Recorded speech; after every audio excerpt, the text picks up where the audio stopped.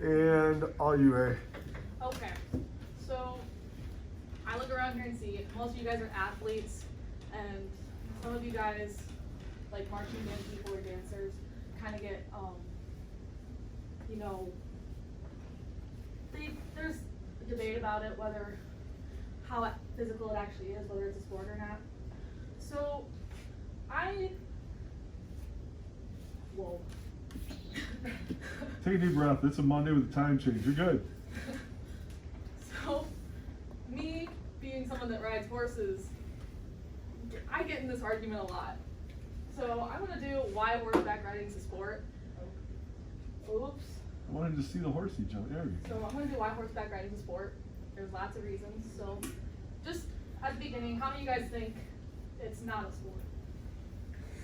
Careful, guys. I figured. Careful, guys. I figured. We got into this with dance. No, it's okay.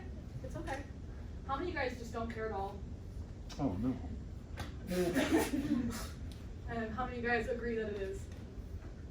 Oh, okay. This is cool. First, I'm going to start off with, what do you guys think the definition of a sport is?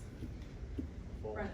A physical exertion at a point where it's Okay. That's a good guess. Anybody else have any other ideas? No? Well, the Oxford, like Google definition of what is a sport is an activity involving physical exertion and skill in which an individual or a team competes against others. So I'm going to go through every single part of what this. Wow, the last part for entertainment really changes everything. It really does.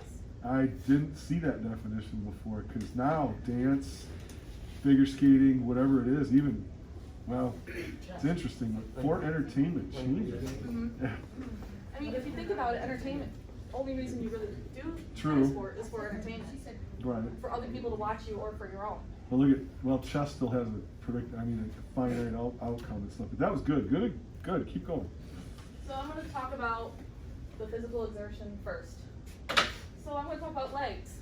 A lot of horseback riding is in the legs. So when you are riding, you are very much in like a squatted position and have to have a lot of control over them. You have to be able to squeeze the horse's barrel, is what we call it, but it's really just their ribs and stomach. So you're in the squatted position and you have to be able to squeeze them and move your legs one way or another. And it's a 1,200-pound animal. Are you sitting or are you weight on your feet? Yes. Both? Yes. Okay. Because sometimes you have to ride with a lighter seat, which requires you to stand up on your legs more. Okay. And it's a lot of quads. And then the squeezing part is a lot of hamstrings. Like, I just got back from competition and I have never been more sore in my life. And for core, it's not so much strength, but it's more so stability. I'm gonna get back up here again. So, you're on the horse. If you are spinning, how easy do you think it is to stay up with just your legs? It's not. You have to be able to like sit back and keep your core tight enough to where you're not flopping around, and other things as well. And jumpers, they have to be able to sit up in their 2-point position. That way it's not hard on the horse's backs and have enough control to where they don't fall off to the side. It's almost like when I downhill ski. I used to ski race, and you Yeah. got to be in that constant crouch position to absorb. Yeah. It's big time quad, glute. Yep. Arms, it's not really, it doesn't require as much strength or physical exertion, but for English disciplines like dressage or jumping, they have to hold their arms back a little bit more, because that's how the bit's the thing in the horse's mouth. They have to keep constant pressure there. So it's not more strength, but it's just endurance of like your biceps and triceps. That one's not so much as the exertion part as the legs are for. But yeah, it's actually can be really physically taxing. Here's an example. It's kind of blurry, but you can see the rider in the 2-point position while the horse is in the air. They're engaging their core and their legs. And in this one, you can see how he's leaning forward. It's kind of like the Superman, how Superman workouts. It's a lot in your back, and but also, If that horse would stop on a dime, he's gone. oh yeah, oh yeah. Yeah. First-hand experience. Another fun fact is for a lot of English disciplines like jumping, they have workout plans, like to help strengthen their core and their legs. It's crazy. Now we're going to talk about the skill part. So I'm going to get back up. I'm here. You have to be able to coordinate your movements. So you have to be able to move your arms and your one leg, and move one leg back more, while maybe bouncing this leg on the other side. And it's just kind of really difficult to understand how you have to do it without actually doing it, because in order to get like hip movement, you have to lift up with your arms and bring one leg back, and that way they're kind of side passing. Anyway, and then you have to be able to adapt to how the horse reacts to you, because sometimes they don't react the way you want to. They have a mind of their own, and they're 1,200 pounds. So you have to be able to stay relaxed and change your body according to how theirs will react to something. And that kind of goes along with read the animal and fix the issues, because you have to have the skill to know when to fix something, how to fix it. And yeah, that's it. Competition. I was really excited about this one. So individuals. This is where you were? Kind of. Okay. I forgot to add regionals in there. Okay. But individuals compete against other individuals.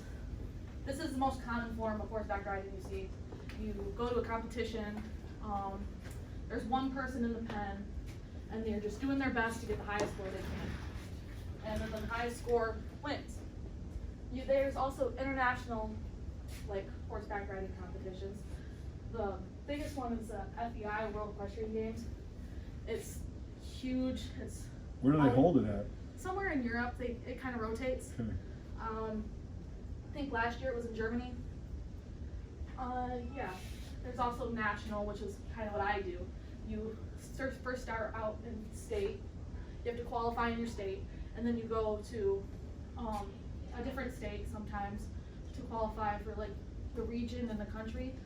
Because regionals for high school sports, it's a part of the state, but because horseback riding, it's not as common as like a high school sport. It's like a quarter of the country. So you qualify at regionals, and then you can go to the nationals, which for what I do is in Oklahoma City. For a lot of dressage, I think it's in Oklahoma City as well, because it's the biggest arena and that they can hold stuff in. And then collegiate. This is a picture of the Auburn equestrian team. My friend Gabriella Kammerer. That's why the stuffed tiger's down front. Yes. Okay. My friend Gabriella Kammerer is in here somewhere. I tried to look for her, but there's a lot of equestrian teams. Like the Auburn equestrian team is number 1 in the country. They are so good. I can't even talk about it. But then there's like. Why? Why? They have a really good facility. They have really good coaches, and they're just really good at recruiting. That's what I was just gonna say. They got to be coming from the Yeah. best places. If you look on their website, they have the roster, and if you go through every single one of the riders, they have their accomplishments. So like Gabriella Kammerer, she is like a 3-time regional champion. She's a top 10 qualifier for maturity. It's really big. It's hard to get into it. Wow. As well as a top 10 qualifier for a derby in Ohio and one in Kentucky. She's really good.